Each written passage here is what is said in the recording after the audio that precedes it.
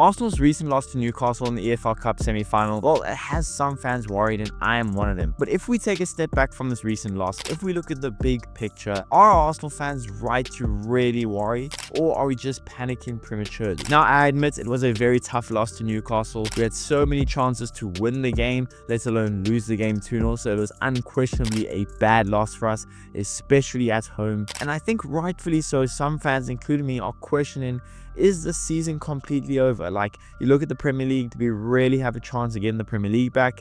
You look at the EFL Cup, we now have to go to St. James's Park and get that deficit back. I don't know if we can do that.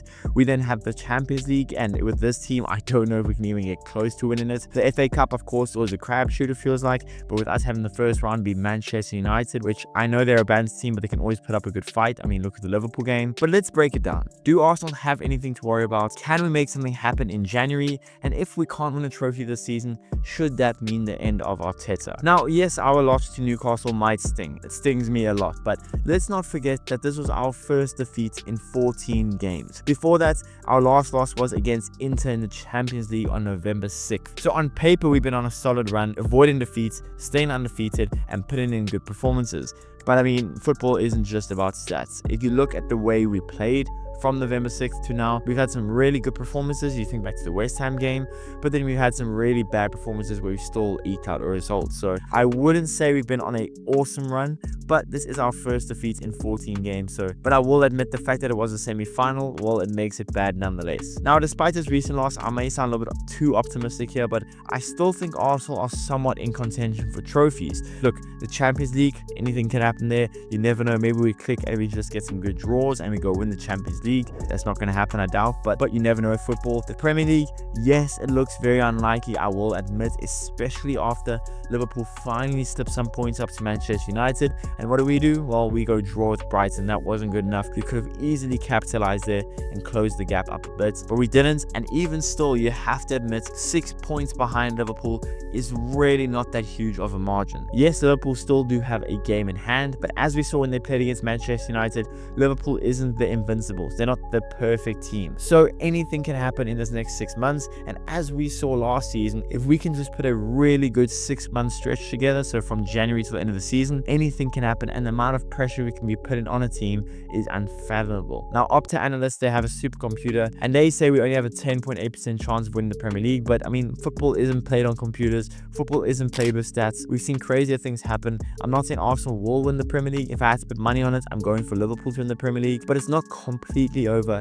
It's not as over as it feels right now. Again, the Champions League, we're in a solid position. The FA Cup is just getting started, and the League Cup, I will say our chances are slim, but again, anything can happen in football. Now, a major factor here for our loss, I would say, was the absence of Bukayo Saka.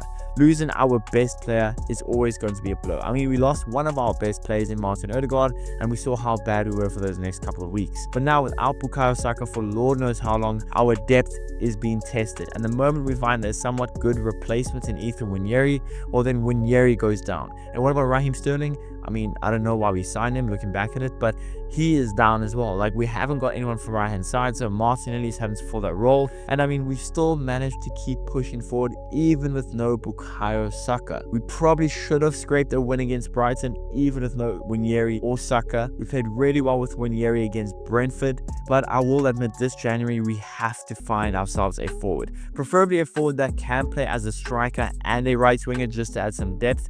But we definitely, I would say, need a right winger even more so than a striker. I know that sounds crazy because Havertz isn't in great form. Jesus had some really good moments, really good goals, but he's not in great form either. Martinelli, who I always thought when he was younger could eventually play as a striker, I don't think that's even in the question. Trossard just isn't good enough to be a striker in terms of how big he is and goal scoring wise, so I can definitely understand now the cries for a striker. And I can't believe looking back at it at the beginning of the season saying that we don't need any other strikers because Havertz did well enough last season. Yes, Havertz is a decent enough striker, but is Havertz a striker that's going to win us the Champions League or the Premier League?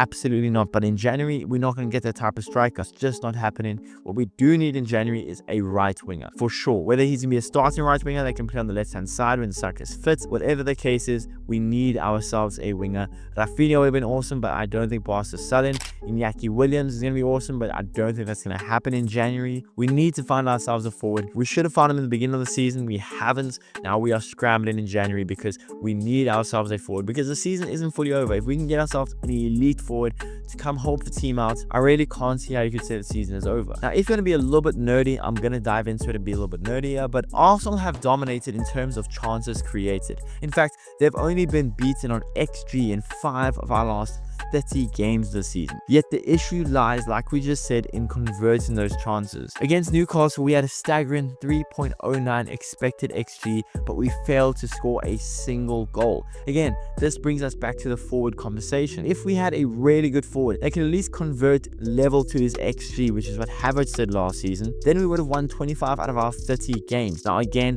XG isn't a perfect metric. Stats aren't everything in football, but to have beaten every team in 25 out of 30 games on XG shows that we are creating enough chances. We're just not taking our chances, and that's exactly why I'm saying we need ourselves a forward now. I'm no more of the conversation that Havertz is a good enough striker. I'm no more of the opinion that we didn't really need a forward. We need a forward, especially now in January, and unfortunately we have to scramble. And I'm happy to admit that I'm wrong. I just am not seeing Arsenal admit that they're wrong by going to pursue a forward right now. And listen, if we just take one more step back and we just look at it, historically teams have overcome worse deficits than this one. With upcoming games against Spurs, Villa and City, these are chances to make huge statements, show that we are ready for the big time, and maybe put some pressure on this Liverpool team that hasn't really been put under pressure so far this season. But I don't know, let me know what you guys think about all this in the comments below. Is the season over? Who should we get in January? Let me know that in the comments below. Please be sure to smash the like button, subscribe if you guys haven't already, and I'll see you guys in the next one.